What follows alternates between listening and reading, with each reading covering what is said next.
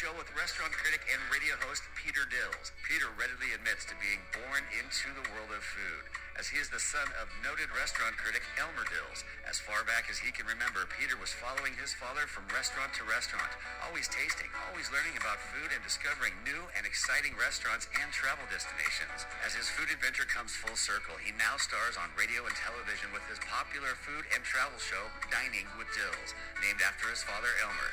And now, your host, Peter Dills. Hey everybody, it's Peter Dills. We're back with another fun podcast. Today we are at the Boat in San Gabriel and Rosemead, home of the famous cheese bread. Today my guest is no other than John Sadler, thoroughbred extraordinaire trainer here in Southern California. John Sadler, welcome to the show. First time that we've actually done something like this. Yeah, thank you, Peter. Thanks for having me. It's fun to be here. It's fun to be at the Boat, and eat a little cheese bread. You sold me on with the location. I said I'm there. Yeah, cheese bread is number one here. We've been doing these podcasts now for 5-6 years, and I've kind of changed the momentum. Just past few weeks, we've been getting people like John Sadler that are well known in any business. It just happens to be that John is in the thoroughbred business, the racing business. But what I find unique and why I invited you here today, John, is because you do a lot of traveling. I do travel. I've traveled a lot the last couple of years. Although I'm very much a Pasadena guy. I went to Blair High School. I've lived here my whole life. Yeah. But so you concentrate pretty much Del Mar and Santa Anita. I know that you'll enter certain horses when the need arises. Yeah, well, what we do is we base here. It's a great place to base because of our weather is so exceptional. Yes. You have year-round turf racing because of our good weather. And then when it's time to go out for a big race, we go out for a big race. We try to ship strategically, when it makes sense. You don't want to go out of town with a 30-to-1 shot. You want to go out of town with a horse that's going to win. Before we talk about your appetite off the track, we're going to talk about a few restaurants. Let's warm up with racing. You've been training horses for decades, as we know. What's the secret sauce? What do you think it is about your longevity that you've been able to just be doing what you love for so long? Well, it's hard work. You have to be able to have that mindset. It's not like a 9-to-5 business where you can shut the doors. These are living, breathing animals, so you got to be there every day, and which we do, and I love it. And the other thing is, it's the creative process. It's really fun to get a young horse in your barn, and you don't know how he's going to turn out. It's like anybody's kid, you hope it goes well. Doesn't always go well. You hope they have the talent. They don't always have the talent. So it's fun to watch them develop and grow into the best they could be. Horses usually start racing when they're about 2, and if they're lucky enough, maybe they go till they're 6 or 7. I know on the card last week program, for those of you, there were a couple of 7 or 8-year-old horses. Was there one horse that you remember off the top of your head that didn't develop right away, but man, oh man, when he or she got to be 5 or 6, was just a showstopper? Yeah, I've had a lot of horses that were good horses. Those turn out to be some of your favorites because you have them a long time. I had some, mostly if they're geldings, because if they're really good, they go for breeding at a younger age. Right. But I had a horse called Olympic Prospect, the terrific runner. I think we ran him until he's 7 or 8. And I've had a lot of them. I can't even think of the names now, but a good, hard-trying horse that runs well over a long period of time is a fan favorite. Yes. We've got one in the barn right now, a 7-year-old, Kings River Knight. Yes. Just won the stake the other day. Keeps winning. Yeah. Okay, John, I hear you're not just feeding horses. You've got a refined palate yourself. I see you around town often enough. I know it's like having a couple different dogs or kids. You can't really name your favorites, but this is kind of a food show. It is a food show. When you're in the Pasadena area, what are your favorite places to go to? Well, I've been eating in Pasadena my whole life, so I definitely have opinions. I like I like variety. If I want a steak, I might go to Smitty's or Arroyo Chop House, Fleming's, Ruth Chris. I mean, they're all. Ruth Chris is great. We have a pretty good food scene in Pasadena. If I want Chinese, I'm happy the Panda is open again. Yes. And that's terrific. It's been really busy since they're reopening. It's beautiful now, and it's really elegant. Do you have any pre-race rituals? Like, I know that Mike had mentioned that he only eats once a day, and probably maybe a little cup of coffee, just because he's nervous before he jumps on a horse. But you, as a trainer, do you have any big day rituals? Not really. I like to eat early, so my rituals are about knowing what I can get at an early hour. Pasadena Sandwich Company. Yeah. They're open at 9. So, I'm coffee early.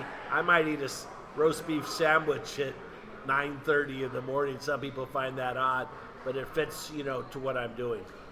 What I meant, superstition, I have one. Right. I love a good gin martini. It's my go-to is a Gibson. Mm-hmm.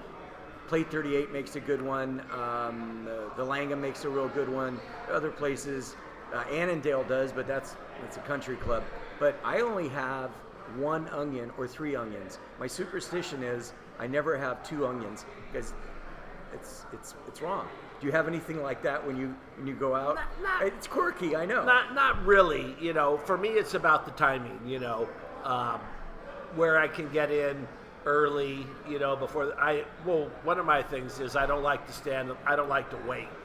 Yeah. So if I'm going to Houston's, I'm going late afternoon because I'm not going to stand out front there. My dad, I remember when the Cheesecake Factory opened in Pasadena, there was an hour and a half wait, and my dad, in one of his, I call them Elmerisms, said, I won't wait for the best French restaurant in Paris. Why would I wait for a Cheesecake Factory in Pasadena? Absolutely. Hour and a half. Yeah, no, not doing that. No. Well, we talked about Pasadena, Santa Anita, but you're very active in Del Mar. In fact, you're right there on the finish line in the box. See you there often. Is there a couple go-to places that maybe you're there on a Wednesday and you checked on the horses already, they're fine, and you just want something casual on Wednesday afternoon, or you won the big race on the Saturday afternoon and we're going out to celebrate? Well, I mean, they put in a great new restaurant there last year called Steak 48. Steak 48. It's a high-ender, I love that concept of, the beautiful raw bar. Before you go in, you could have a bunch of shrimps and lobsters and all that good stuff. King crab legs, those are great. But when I'm down there, we dance around. There's a lot of good places. I love Tony Hacal's for turkey tacos on a quiet afternoon. So I move around the whole scene. If you're listening on Spotify, iTunes, TuneIn, your favorite podcast format, if there's an opportunity and you like what we're doing, you can comment. You like it. Hopefully you do. If you don't like it, well, let us know that too, and we'll try to fix it. Portion of our show, we're here with John Sadler. We're at the boat, the galley here in San Gabriel. But this show is made possible by our good friends at Wow Snacks. It's my daughter's snack company. You can get Wow Snacks now at World Cost Market, plus now at Sprouts. Tattinger Champagne, my favorite form of bubbles. And John, anybody you want to give a shout out to? No, just all the people that know me for where I eat, you know. Yeah. Like I said, I've been in Pasadena a long time. I mean, and I love some of the old iconic places. How can you miss with Pie and Burger? Yeah. Now I have a thing there. If I can find parking, I'll go in. But if I have to park 3 miles away, I won't. Well, they have a place next door that they actually own that Michael, the owner, says, hey, it's okay, you can park there. Yeah. You said you're working 6 out of 7 days a week, and I know as a trainer you got to be in there early. So are you there prepared with a thermos of coffee, or are you a non-coffee guy? I'm a big coffee guy. I know the 2 Starbucks are 24 hours in Pasadena. There you go. It's Walnut and Foothill is 24 hours. There's another one if you're coming from the different direction. Okay, we're going to play a little game here, if you don't mind. It's what I call foodie finds and favorite bites. I'm going to ask you a name of a restaurant, and you're going to tell me belongs in the stable or on the table. Okay. These are easy ones. I'm not going to put anybody down. Houston's. In the stable for sure. No, on the table. On the table. I'm a regular at Houston's. The Derby. I've eaten everything in that menu. The Derby. Very good. On the table. Mastro's. On the table. A good taco truck. Don't have a good taco truck. Steakhouse or sushi? Steakhouse, but it should be sushi, healthier. If you weren't a trainer, what would you be doing? I'd probably be a riding instructor. My background early on was show horses before I switched over to race horses. So I think I'd be teaching kids posting trot, how to hang on and not fall off. If you never met John in person, he's a tall guy, and I think his days of being a jockey are well behind him. Yeah, I shot up at 19 or 20. Ever thought about opening a restaurant? Mike Smith and Alex Solis went in on a wine for a few years, and obviously we got a lot of people that own restaurants that come through. Not really. I mean, smart. Everybody that's been in a restaurant it's not ended well. Do you cook it all at home, or you're kind of a stay-at-home? Or go out? I'm kind of a pick up and take home guy more than anything, but I can cook at home. I can grill a little bit. I can make some decent spaghetti. I have a few go-to things. We're with John Sadler here at the boat.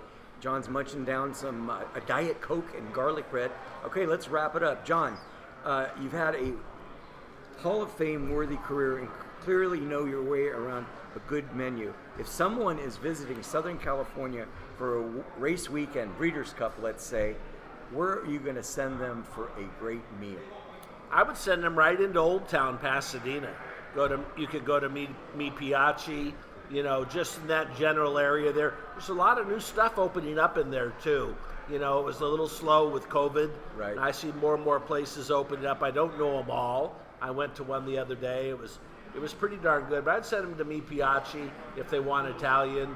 If they want a steak, like I said, you've got the Smith brothers as a group, with Smitty's. I love Nick's also on Lake. I do too. Service sometimes, but the food is dynamite. Yeah, food's very good. Go and have that fried chicken there. Thanks again for joining us, John Sadler. Here is to more wins on the track and on the plate. Thank you for coming by. My pleasure. And a special thanks to Juan here at the boat. Come on by, say hi to Juan. They've got two of the biggest sports TVs probably in California. John, again, thank you. My pleasure. As promised, here are the sponsors of today's show, today's podcast. Hope you enjoyed it. Baja Ranch Markets, Pasadena, Monrovia. Man, if you're looking for some ripe avocados or a deal on navel oranges, Baja Ranch. Domenico Steakhouse, right there in Monrovia. Half price prime steaks. Great deal. Super Wow, Super Chips, now available at Sprouts and Cost Plus World Markets. West Coast Philly cheesesteak, West Coast Philly cheesesteak, Little Provence is in Arcadia. I discovered them. Dynamite French food. Lord Empanada, the pride of Monrovia. Come on in, get yourself a empanada. Say hi to Ryan, and then Sierra Madre. Of course, we've got Casa del Rey, one of the best margaritas and tacos north of the 210 freeway. And finally, Tattinger Champagne. We've got FIFA soccer coming to the Rose Bowl. Get yourself a bottle of Tattinger Champagne available at Vaughn's in Pasadena.